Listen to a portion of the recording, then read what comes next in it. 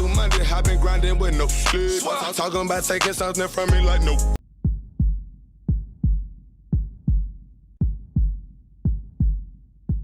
By Fulton County as well. We do want to keep up with this story because we know that Rich Homey Quan, as this tweet said, provided so many folks with hits during the 2010s. You knew you were in for something special as soon as you heard his voice and his hook. Our hearts go out to his friends and family. Rest in power.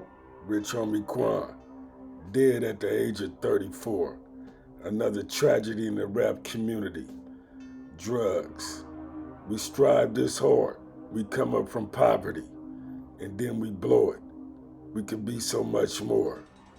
When is it gonna come to an end? I need an ambulance. Tell me exactly what happened. My boyfriend, he's been asleep on the couch since this morning. Well, he never came to bed last night, sleep on the couch. I left him on the couch before I took my son to school this morning, put a blanket over him, and now I just checked on him again because he never got up. I don't feel a heartbeat. I don't see him breathing. And you said, hold on, you said on the couch, and what happened? I said I put a cover over him because it gets a little cool, and he's in the living room. And now I just checked on him because I see he never got up, and I don't see him breathing. I don't feel a heartbeat or anything, and I turned him over. I see he kind of foamed at the mouth. That's sad, bro. She tried to wake him up, thought he was just sleeping the whole time, and when he turned over, he foamed out the mouth. It's cold. He was close with his father, who did an interview explaining exactly what he thought happened and what he knew. I have no idea at this time. Basically, I'm waiting on the toxicology report. I don't know. I don't know. When I got there, he was being brought out on a stretcher. And once they went to, I immediately went in the house and started praying. Yeah.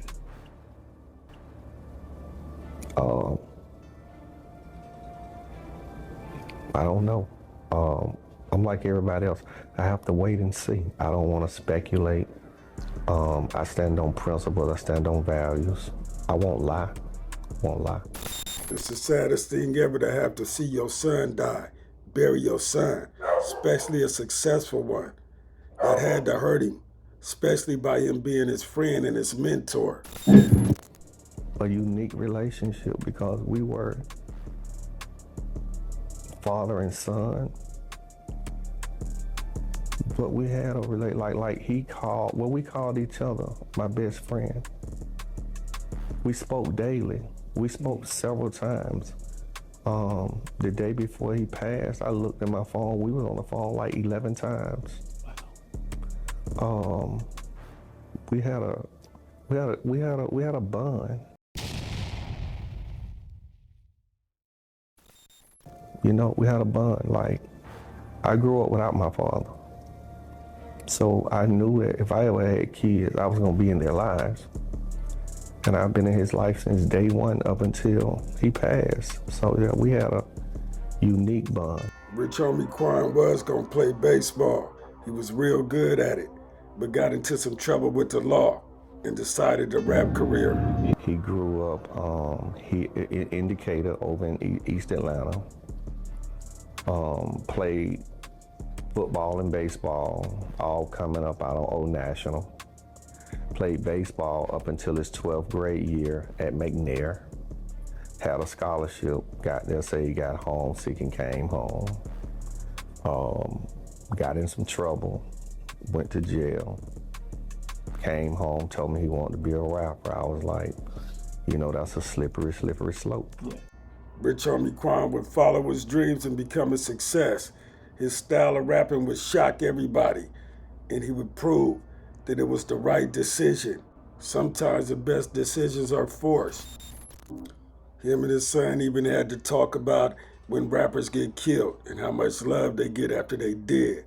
It's sad, but it happened to him. I think what really hurts me is that me and my son had a conversation where it's like as artists, you're more appreciated in death than you are alive. And unfortunately, I'm seeing it. Now that he's gone, the love is everywhere. I first heard his music in prison, slapped it every day on the tier and in my cell. He became one of my favorite rappers, and in Atlanta, he's a legend. How should he be remembered? That he was a trendsetter, that he made hits, and I used to tell him it's a difference in making songs and making hits. And he made hits, and I know that his music will live on forever. And I know as far as the city of Atlanta goes, he's a legend. I taught him humility. I taught him to stay grounded. But you have to call an ace and a spade a spade. And my son is one of the greatest artists that came out of Atlanta. The cause of his passing is unknown. There has not been a full report yet. It's a devastating loss to cope with, and they're trying their best. It's devastating trying to figure out how did we get here. Rich Homey Quan was one of them boys up in the game. When he came out with his music, it shocked everybody. You haven't seen him in the spotlight too much lately, but he left a lasting impact. We're gonna tell you how the boy got started and decided to get in the rap game. Quan was born October 4th, 1989 in Atlanta. In the beginning, Quan had no interest in rapping. He played baseball and football. He was really good in baseball and had an opportunity at a scholarship. But the streets would get the best of him. While incarcerated, he would focus on rap, and Quan would find his style. I picked that name because it really came out of a cloud, you know what I'm saying? When I say rich, really more rich as in spirit, you know what I'm saying? Not so much as a dollar, you know what I'm saying? And homie, like, I'm all about loyalty, you know what I'm saying? Like love, you feel me? Rich homie, I want to be a big family, you know what I'm saying? So it's a Rich Homie Quan. If you want to be a Rich Homie Vlad, you be a Rich Homie Vlad. I want to be open with everybody, anybody can be a Rich Homie. You hear Rich Homie Quan, but I want to brand Rich Homies, you see what I'm saying? And I'm Rich Homie Quan, what's a big family, you know what I'm saying? Sure, and why Quan? Quan, that's my name, you know what I'm saying? It comes out of my real name. I was Quan as a kid, the Quintus, you know what I'm saying? That's my real name, the Quintus. So it comes out of Quan, you know what I'm saying? I was always Quan as a kid. So Rich Homie Quan. I grew up out of East Atlanta. East Atlanta, Zone 6, Georgia. Okay, Zone 6, that's Gucci? Yeah. This is Zone 6? Yep. Right now, I went to high school, graduated out of Mac now, same school Gucci went to. Quan started making noise when he started collaborating with big names and dudes that was hot in Atlanta. His southern rap scene style with catchy melody hooks came out and killed the game. He had hard-hitting lyrics over slaps that would describe his lifestyle and how they lived in Atlanta. In 2013, he would drop the hit Type of Way, and the slap went crazy. Rich Homie Quan quickly cemented his place in the rap game. After climbing to success, he would start working with big names, including Young Thug. They would become the Batman and Robin dynamic duo put on by Baby. The streets immediately fell in love. They became the face of Rich Gang. Still Going In and I Promise I Would Never Stop Going In were both slappers. He would quickly rise to fame with his melodic style and gritty storytelling. His music resonated with fans because of the catchy beats and real-life storytelling. Recently, he hasn't been in the spotlight lately, but his style of rap and all the things he put down still influenced the rappers of today. His collaboration with Young Thug was highly talked about. They would become like the dynamic duo. I mean, that's what the streets wanted at least, because their music was so unique and so rare, but it appeared there'd be a situation. Their collaboration would elevate both of their careers and would mark a significant moment in hip-hop. They became the dominant collective team led by the Birdman. The chemistry was incredible, together creating a unique style, a blend of melodic music that no one could deny. Eccentric delivery with unpredictable vocal range. Many thought they was about to rule the industry. At that time, they was the most talked about rap duo. They dropped songs like Lifestyle that instantly became a hit, with both rapping over a smooth melodic beat. Sunday through Monday, I've been grinding with no sleep. Talking about taking something from me like no. With other slaps like Freestyle and Word Ready, they went crazy. Many thought they would become the next big rap duo. It quickly became evident it was tension between the both of them. Their relationship would become strained. Bits and pieces would come out about them. Eventually, Rich Homie Quan would distance himself from Young Thug and the whole organization. No doubt they made their best music together. Their music would never be forgotten, and although their relationship had got soured, the music is timeless. It left a lasting legacy in hip-hop, and many hope for a duo or a collaboration again. But now we know that it never happened. Two really special artists that made an iconic duo will never again be able to perform again. One is facing life in prison, and the other one has been killed. Killed himself or was murdered. Young Thug is fighting a RICO case facing serious legal battle. During the YSL trial, Rich Homie's name did get brought up. It was issues where Rich Homey Quan had brought his homies up to Young Thug's spot, and they wasn't feeling it. When the issue came up in court and the DA asked Lil Woody about it, Lil Woody turned to Young Thug and asked him, "Did you have an issue with Woody?" This caused Young Thug to start bust out laughing. In several occasions, he done had some funny parts in his trial where he laughed. This would be one of them. Did you tell police that Thug had an issue with I think Rich I just answered Homie you. Quan? I don't think you did. Oh, if you did, I did not hear you. So Oh, you I'm could sorry. please answer it. I said it. Thug was trying to protect Rich Homie. He was calling us saying that, man, hey man, leave Rich Homie alone. Like, he don't tell me what to do. So that still didn't answer the question. Did Thug have an issue with Rich Homie Quan bringing members of If Gang to his apartment? Thug, did you have an issue with Rich Homie? I'm asking you for what you told the police. And I'm answering you. I just told you several times. I tell the police anything. Do you recall talking about the shooting? Lil Woody has had unpredictable testimony and has faced scrutiny for it. He's been a character in the trap. He's admitted to being a serial liar in the past, and his credibility has been questioned throughout the case. It appears it was a smart move for Rich Homie Quan to step away. Or maybe not. Sometimes it's better to be in jail than to be dead. Gunna, the Scottie Pippen of the group, you know what I'm saying, was back in court for the third time trying to get bail. All three times he would be denied. Gunna's fans and supporters were starting to get irritated. The judge let it be known it was his courtroom and he wasn't playing. He told everybody they was free to leave. At this point in time, I don't find any change in circumstances that would allow me to, or move me from changing my decision as to bond. And if anybody's in the gallery and you can't otherwise control yourself or otherwise if you want to make any appropriate comments, then you can leave at this point in time. No harm will come or nothing else will occur. But if you remain in this courtroom and make any outbursts, I'll have you arrested. Young Thug would be seen receiving an appeal from one of his partners in the courtroom. His partner would get caught with a whole bunch of other stuff. It seemed to be twist after twist, but the biggest twist when the video leaked about Gunna.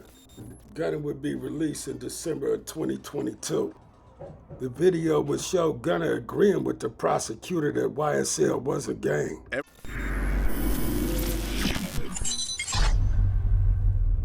Well, let's talk about the next logical topic here, which is the YSL RICO case. Yeah. You have been everyone got locked up. 28 people that were part of the whole YSL crew in one way or another got locked up. 56 charges, including there's a murder charge, there's RICO, there's all types of shit. Plea deal was Gunna.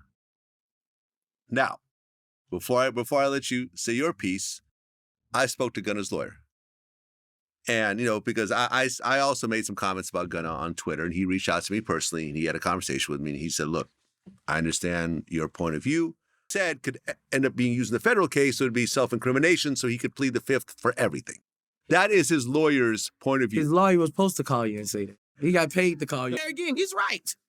He already did. Yes, ma'am, he already did. That's what they do. It's a cat and mouse game to the jury. They wanted him to go. They wanted him to cop out first. They would want Gunna to say something for anybody. If somebody gave you $1 billion, no tax, would you do a song with Gunna? $1 billion. No tax? I don't want to talk about it, Rat. I might incriminate myself. I don't want to say what I'd do if they gave me $1 billion. I don't want to incriminate myself what I would do with $1 billion. I don't want to incriminate myself. What I would do to a rat if they gave me a rat to do business with $1 billion. Big facts. I don't want to incriminate myself. Sorry. Okay, Bootsy. They got a lot of gunners in this sewer. We in New York City. I see about 3 gunners right now. One just went under the sewer. Oh my goodness. One just went under the sewer. Go find them. They all over here. Wait, I got one more question. One more question. They got all, one more. What you need? On the thing, the album covers. All them niggas ain't on them album covers. It's you and him. You're saying it's a game. You're saying that wasn't for you in that car. Who it was for? If Jeffrey was in the car, the fucking steering wheel? The glove compartment? This is a game. They wanted him to sink this ship. You gotta understand this. That's the games they play.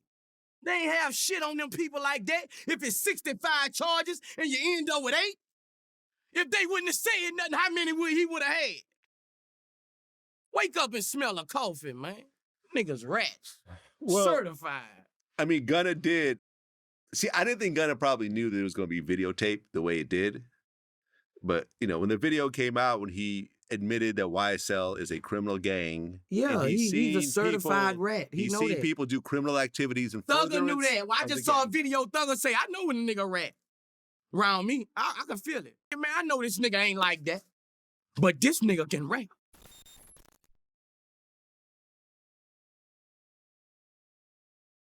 Yep, is the niggas that spoke about it. Niggas that even defend me. They don't know about it. They don't know. What really fucked me up, the hater side was the most crowded. I don't claim clicker, but I do be around it. I'm around it. And when I leave the house, I don't never leave without it. Never. I don't never sleep without it. Shit, I can't even eat without it. I got it when I'm getting my dick sucked. Can't even freak without it. First thing waking up, I don't brush my teeth without it.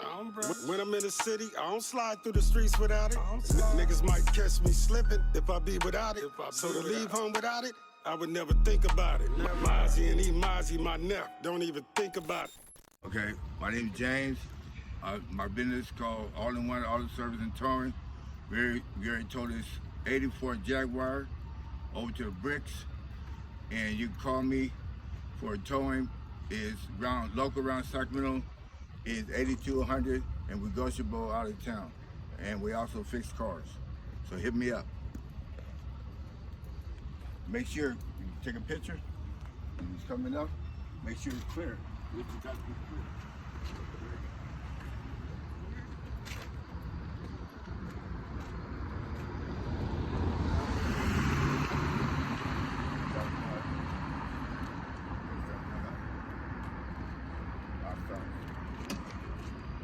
Ready? Okay, Eric. Yeah. I'll do the thing once you're done.